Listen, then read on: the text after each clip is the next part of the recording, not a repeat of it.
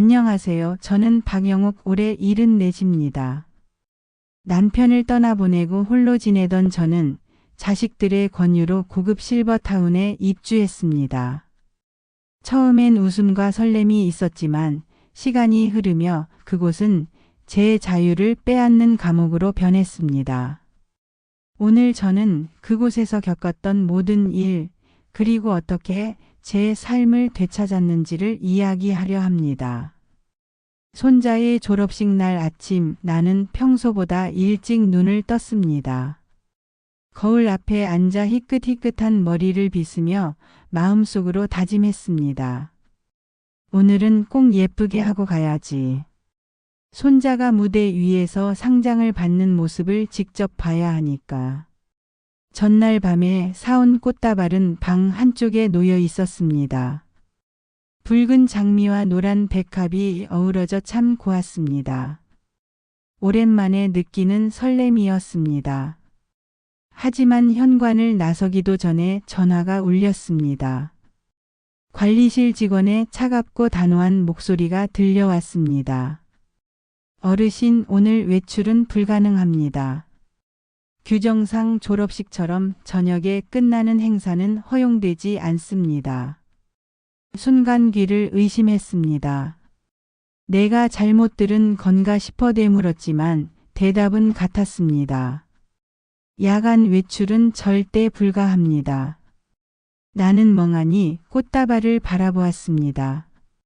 조금 전까지만 해도 환하게 피어있던 꽃잎들이 순식간에 빛을 잃은 것처럼 보였습니다. 손자가 얼마나 기대했을까? 내가 얼마나 기다렸던 날이었는데 그 모든 게 한순간에 무너져 버렸습니다. 나는 의자에 털썩 주저앉았습니다. 창밖의 새소리도 복도의 인사소리도 들리지 않았습니다. 머릿속에는 오직 하나의 생각만 맴돌았습니다. 나는 내 손자의 졸업식조차 내 마음대로 가지 못하는구나. 그날 깨달았습니다. 이곳은 호텔처럼 편안한 노후의 공간이 아니었습니다. 내 자유를 빼앗는 감옥이었습니다. 처음 입주할 때 24시간 간호지원과 자유로운 외출을 약속받았습니다. 하지만 현실은 정반대였습니다. 외출 시간은 엄격히 제한되었고 가족과의 약속도 시설의 규정에 맞춰야 했습니다. 손자의 웃는 얼굴이 눈앞에 아른거렸습니다. 할머니 꼭 와야 해. 하고 말하던 그 목소리가 귓가에 울렸습니다. 나는 꽃다발을 품에 안은 채 조용히 울었습니다. 오후가 되자 손자에게서 문자가 왔습니다. 할머니, 오늘 올 수 있어요? 나는 한참을 망설이다가 답장을 보냈습니다. 할머니가 몸이 좀 안 좋아서 못 갈 것 같구나. 미안해. 거짓말이었습니다. 몸은 멀쩡했습니다. 다만 규정이 나를 가두고 있었을 뿐입니다. 저녁이 되어 복도를 걷는데 다른 입주민 한 분이 말을 걸었습니다. 오늘 손자 졸업식 아니셨어요? 나는 고개를 끄덕였습니다. 저도 작년에 못 갔어요. 규정이 그렇답니다. 그날 밤 나는 오랫동안 잠들지 못했습니다. 마음속으로 스스로에게 물었습니다. 나는 왜 여기에 있는가? 내 남은 인생을 이 규칙 속에 갇혀서 보내야 하는가? 꽃다발은 여전히 방 한쪽에 놓여 있었습니다. 시들어가는 꽃잎들을 보며 나는 생각했습니다. 나도 저 꽃처럼 조금씩 시들어가고 있는 건 아닐까? 남편을 떠나보낸 지 어느덧 2년이 흘렀습니다. 50년을 함께했던 사람의 빈 자리는 생각보다 훨씬 컸습니다. 아침마다 식탁에 한 사람분의 자리가 비어 있는 걸 볼 때마다 가슴 한구석이 허전했습니다. 젊을 땐 힘들어도 같이 웃을 수 있었는데 이제는 웃어줄 사람이 없었습니다. 처음에는 자식들이 그 빈자리를 채워주었습니다. 큰아들은 주말마다 손주들과 찾아와 함께 밥을 먹고 갔고 작은아들은 출근길마다 전화를 걸어 안부를 물었습니다. 막내딸은 퇴근 후 짬을 내서 들러 밥상을 차려주기도 했습니다. 그럴 때마다 나는 혼자가 아니라는 걸 느끼며 위로를 받았습니다. 하지만 시간이 지나면서 상황은 달라졌습니다. 큰아들은 사업이 바빠졌다며 방문 횟수가 줄었고 작은아들은 회사에서 야근이 잦아졌다며 전화를 자주 하지 않았습니다. 막내딸도 학교 업무에 치여 예전처럼 자주 오지 못했습니다. 이해하려고 애썼습니다. 아이들도 자기 삶이 있지. 나만 바라보며 살 수는 없지. 스스로에게 그렇게 말했지만 빈집의 고요함은 점점 나를 옥죄어 왔습니다. 그러던 어느 날 큰아들이 진지한 얼굴로 찾아왔습니다. 엄마, 저희가 좋은 곳을 알아봤어요. 어머니 또래분들이 함께 지내는 실버타운인데 시설도 최고급이고 프로그램도 많습니다. 무엇보다 24시간 간호 인력이 있고 외출도 자유롭습니다. 처음 그 말을 들었을 때 마음 한구석이 서늘했습니다. 혹시 자식들이 나를 버리려는 건 아닐까? 하지만 곧 아들의 설명을 들으며 마음이 흔들렸습니다. 엄마, 거기 가시면 외롭지 않을 거예요. 친구들도 많이 생기고 건강도 더 잘 챙기실 수 있어요. 저희도 자주 찾아뵐게요. 나는 망설였습니다. 평생을 살아온 집을 떠난다는 건 쉬운 결정이 아니었습니다. 그러나 점점 텅 비어가는 집안을 바라보며 외로운 밤을 지새우며 마음은 흔들렸습니다. 정말 이곳이 내 남은 인생의 해답일까? 결국 나는 아들의 권유를 받아들이기로 했습니다. 집안 곳곳에 남아있는 추억들을 하나하나 정리하며 눈물이 흘렀습니다. 벽에 걸린 가족사진, 함께 쓰던 식탁, 남편이 앉던 소파 모든 것이 내 삶이었지만 나는 그것들을 뒤로하고 낯선 곳으로 향하기로 결심했습니다.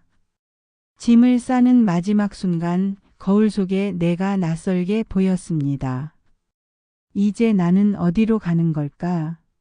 정말 행복할 수 있을까? 그렇게 불안과 기대가 뒤섞인 채 실버타운으로 가는 차에 몸을 실었습니다. 시간은 흐르고 실버타운 생활도 어느덧 3달째에 접어들었습니다.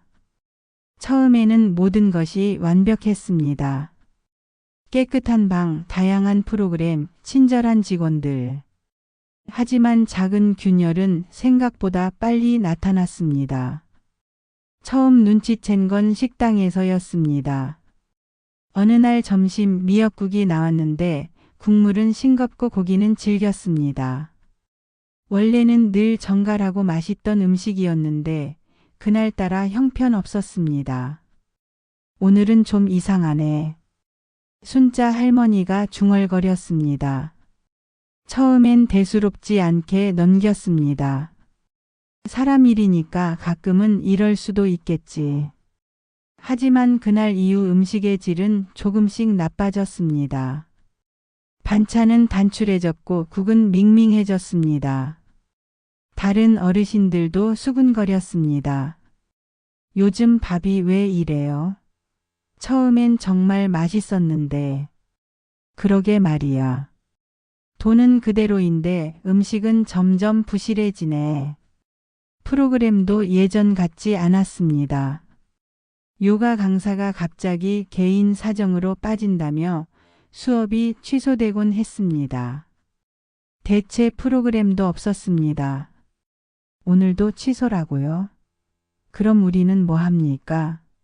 한 할아버지가 항의했지만 직원은 미안하다는 말 한마디만 남기고 떠났습니다. 무엇보다 불안했던 건 의료 문제였습니다. 어느 날 밤 옆방에 사는 영호 어르신이 갑자기 가슴을 부여잡고 쓰러졌습니다. 놀란 우리는 간호사를 찾았지만 당직자는 자리를 비운 상태였습니다. 결국 119를 부르고서야 영우 어르신은 병원으로 옮겨졌습니다. 다행히 큰일은 아니었지만 그날 이후 불안이 내 마음속에 깊게 자리 잡았습니다. 약속했던 24시간 간호라더니 이게 무슨 꼴인가. 순자 할머니와 나는 복도 한쪽에 앉아 이야기를 나눴습니다. 은자 씨, 뭔가 이상하지 않아요? 처음엔 그렇게 친절하던 직원들이 요즘은 웃지도 않잖아요. 나는 고개를 끄덕였습니다. 그러게. 인사도 대충하고 귀찮다는 표정이 역력해. 처음엔 작은 불편이었지만 그것들이 쌓여 점점 큰 그림을 그려가기 시작했습니다. 맛없어진 식사, 취소되는 프로그램, 변해가는 직원 태도, 불안한 의료 체계. 나는 그제야 깨달았습니다. 이곳은 완벽한 천국이 아니구나. 어쩌면 작은 틈이 점점 벌어지고 있는 건 아닐까? 방으로 돌아와 창밖을 바라보았습니다. 화려하게 빛나던 정원도 반짝이던 로비도 어쩐지 다른 모습으로 보였습니다. 나는 속으로 중얼거렸습니다. 뭔가 잘못 돌아가고 있다. 지금 이 순간부터 내 인생의 새로운 시험이 시작되는 건 아닐까. 어느 날 저녁 나는 우연히 복도 끝에서 직원 둘의 대화를 듣게 되었습니다. 그날따라 잠이 오지 않아 정원을 산책하고 방으로 돌아오는 길이었는데 관리실 문이 살짝 열려 있었습니다. 안에서 들려오는 낮은 목소리에 발걸음이 멈췄습니다. 이제 석 달 지났으니 슬슬 서비스 줄여도 돼. 맞아. 계약금은 이미 다 받았잖아. 노인네들이 뭘 기억하겠어? 그 순간 심장이 철렁 내려앉았습니다. 귀를 의심했습니다. 하지만 이어진 대화는 더욱 충격적이었습니다. 처음엔 친절하게 해야지. 그래야 입소자들이 늘어나잖아. 시간이 지나면 대충 해도 돼. 어차피 불평해봤자 나갈 데도 없는데. 그러니까. 가족들도 다 바쁘고 결국 여기서 살 수밖에 없지. 나는 숨을 죽인 채 벽에 몸을 기댔습니다. 손끝이 차갑게 식어갔습니다. 이곳이 나를 위한 집이라고? 내가 존중받는다고? 결국 우리는 돈벌이 수단일 뿐이구나. 방으로 돌아와 침대에 앉았지만 머릿속에서는 그 대화가 계속 맴돌았습니다. 노인네들 기억도 못한다. 나갈 데도 없다. 눈물이 흘러내렸습니다. 나도 결국 이런 취급을 받는 존재인가. 손자의 졸업식에 가지 못했던 그날보다 더 큰 상실감이 몰려왔습니다. 다음 날 아침 순자 할머니를 만났습니다. 나는 망설이다가 결국 어젯밤 들은 이야기를 털어놓았습니다.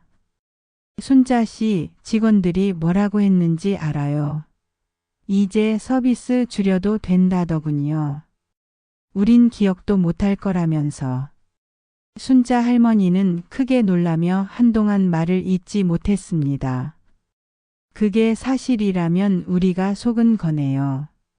처음에 들은 약속은 전부 거짓말이었다는 거잖아요.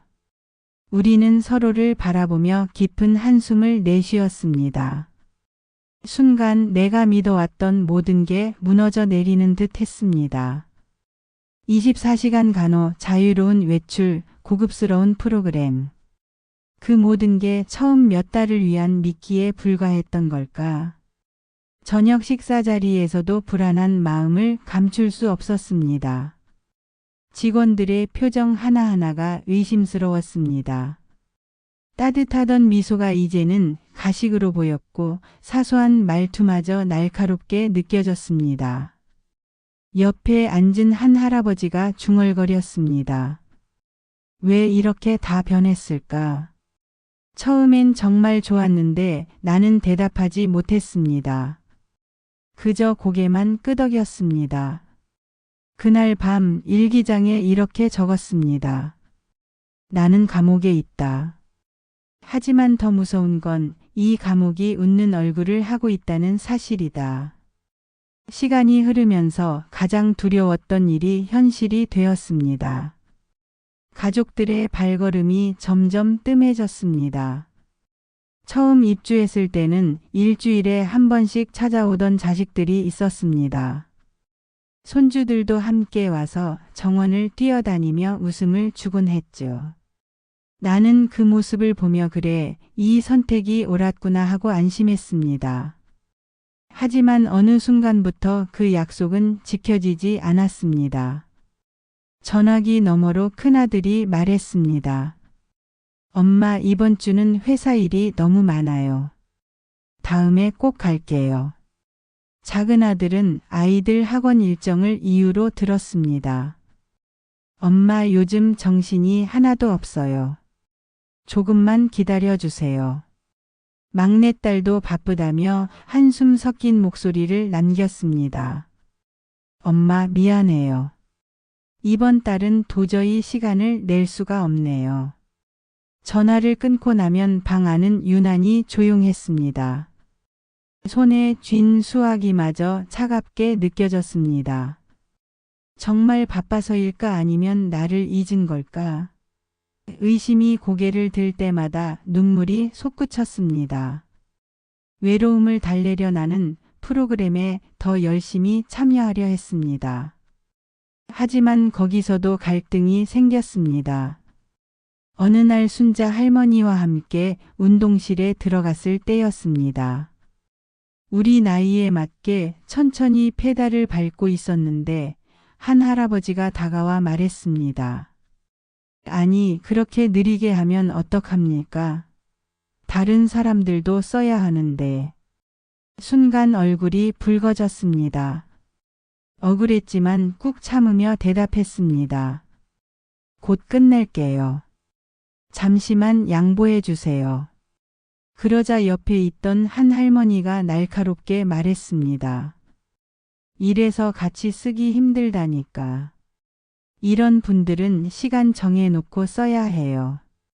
순자 할머니가 참지 못하고 목소리를 높였습니다. 무슨 말씀을 그렇게 하세요? 우리도 똑같이 돈 내고 들어온 입주민입니다. 말다툼은 금세 커졌습니다.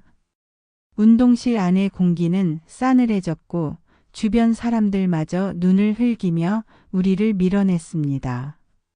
그날 이후 나는 눈치가 보였습니다. 식당에 가도 일부러 다른 자리에 앉는 사람들이 늘었고 복도에서 마주쳐도 인사 없이 지나가는 경우가 많아졌습니다.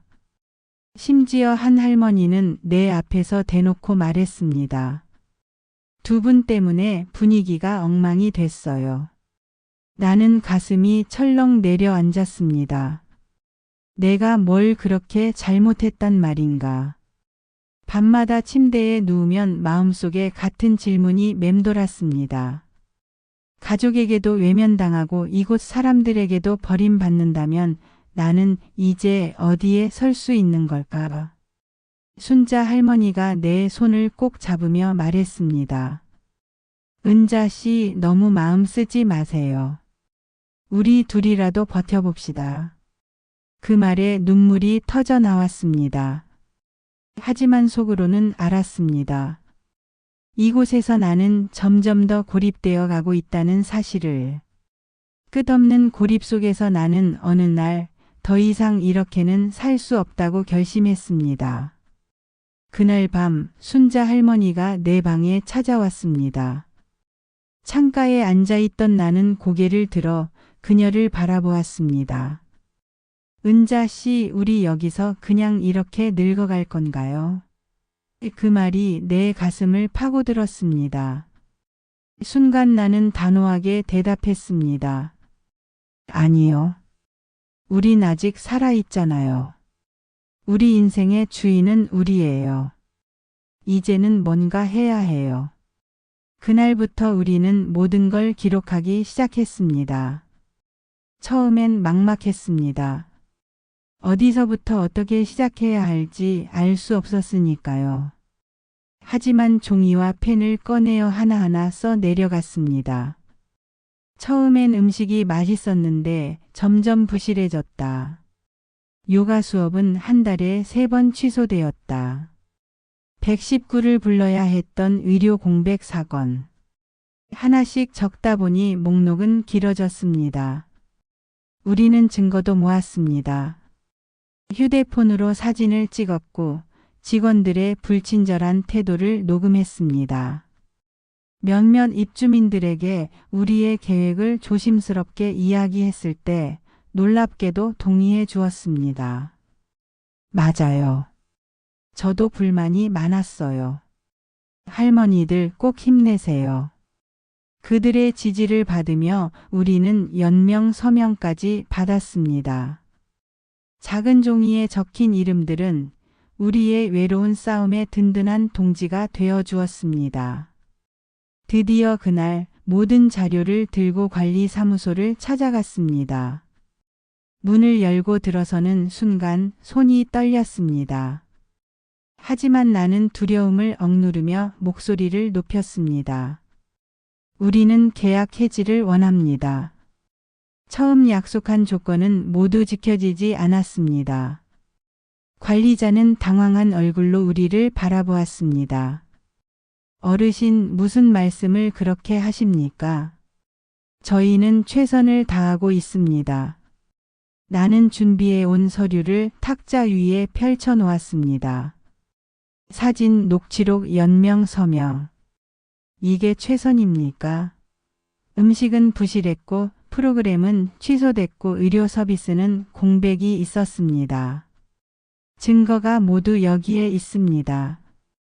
순자 할머니도 목소리를 높였습니다. 우리는 속았습니다. 이 계약은 무효입니다. 위약금을 말할 자격조차 없어요. 관리자는 서류를 뒤적이며 얼굴빛이 점점 창백해졌습니다. 결국 긴 한숨을 내쉬며 고개를 떨구었습니다. 알겠습니다. 어르신들의 요구를 받아들이겠습니다. 계약 해지 절차를 진행하겠습니다. 그 순간 나는 숨을 고르며 속으로 외쳤습니다. 해냈다. 순자 할머니가 내 손을 꼭 잡으며 말했습니다. 은자 씨, 우리가 드디어 우리 삶을 되찾았어요. 나는 울컥한 눈물을 닦으며 대답했습니다. 그래요. 우린 포기하지 않았어요. 그리고 결국 이겼어요. 그날 밤 나는 오랜만에 깊은 잠에 빠져들었습니다. 내일은 새로운 삶이 시작될 거라는 희망을 안고서 실버타운을 떠나는 날 내 마음은 기쁨과 두려움이 뒤섞여 있었습니다. 짐을 정리하며 방 안을 천천히 둘러보았습니다. 처음 이곳에 들어와 희망을 품던 내 모습이 떠올랐습니다. 하지만 이제는 알았습니다. 그 희망이 가짜였다는 것을. 나는 주저없이 가방을 닫았습니다. 이제 끝이다. 새로운 시작이다. 순자 할머니와 나는 가족들이 사는 동네 근처에 작은 아파트를 구했습니다. 낡았지만 따뜻했고 무엇보다 우리 뜻대로 살 수 있다는 자유가 있었습니다. 이사 첫날 우리는 창문을 열고 밤하늘을 바라봤습니다. 별빛이 반짝이는데 그 어떤 호텔 조명보다 아름답게 느껴졌습니다. 은자 씨, 이제 우리 마음대로 살 수 있어요. 늦잠도 자고 밤에 산책도 가고. 나는 고개를 끄덕이며 웃었습니다. 그래요, 순자 씨. 우리 인생의 주인은 결국 우리였어요. 며칠 뒤 오랜만에 온 가족이 집으로 찾아왔습니다. 문을 열자마자 손녀 지아가 달려와 안겼습니다. 할머니, 너무 보고 싶었어요. 그 순간 눈물이 왈칵 쏟아졌습니다. 집 안은 곧 웃음소리로 가득 찼습니다. 손주들은 내가 만든 음식을 맛있게 먹었고 자식들은 내 손을 잡으며 말했습니다. 엄마, 정말 죄송해요. 저희가 더 자주 왔어야 했는데. 나는 미소 지으며 대답했습니다. 괜찮다. 너희 덕분에 나는 중요한 걸 깨달았다. 진짜 행복은 시설이 아니라 함께 웃는 이 순간에 있다는 걸 말이야. 그날 밤 잠자리에 들며 나는 조용히 생각했습니다. 행복은 편안함이 아니라 내가 선택한 자유에서 온다. 나이가 들어도 우리는 여전히 우리 삶의 주인공이 될 수 있습니다. 순자 할머니와 나는 그 경험을 나누기로 했습니다. 지역 복지관에 나가 우리의 이야기를 강연했습니다. 처음엔 긴장했지만 청중의 눈빛 속에서 우리는 알 수 있었습니다. 우리의 경험이 누군가에게 용기가 되고 있다는 것을. 여러분, 나이가 들었다고 목소리를 잃지 마세요. 존중받을 권리는 여전히 우리에게 있습니다. 청중은 박수를 보냈고 몇몇은 눈물을 훔쳤습니다. 이제 나는 말할 수 있습니다. 실버타운은 내게 시련이었지만 동시에 새로운 시작의 문이었습니다. 나는 자유를 되찾았고 가족의 품으로 돌아왔습니다. 그리고 무엇보다 나 자신을 되찾았습니다.